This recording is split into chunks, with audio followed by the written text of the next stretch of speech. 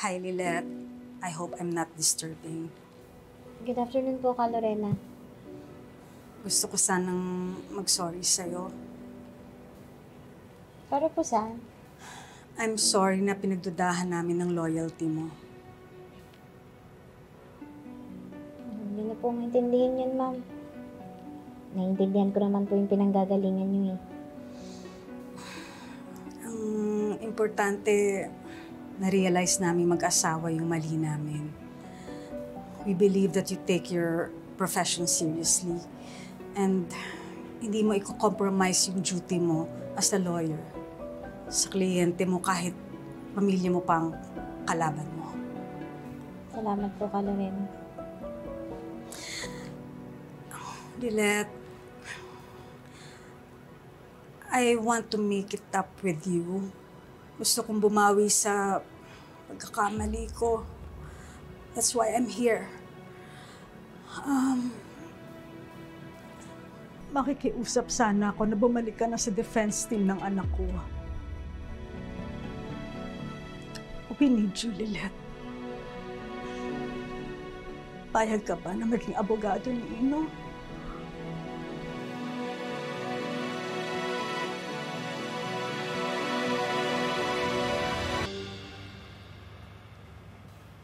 Nak, nakapag-desisyon ka na ba kung tatanggapin mo yung alok ng mga De Leon? Napakalaki po nung utang na loob ko sa mga De Leon. Kung hindi po dahil kay Ka Lorena, hindi po ako nakapagtapos sa law school. Tinulungan din po nila ako na mapalaya kayo. Pati po makabayad sa utang ni Chang at sa operasyon ni Chong.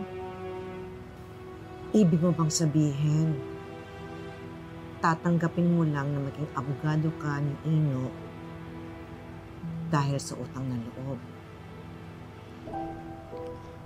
May mas malalim pa po kung dahilan. Nandun po kasi ako sa beach party ni Ino eh. Nakita ko po kung paano niya pinagtabuyan si Trixie. Ayaw niya po talaga sa kapatid ko. Kaya malaki po yung posibilidad na hindi niya talaga kinahasa si Trixie.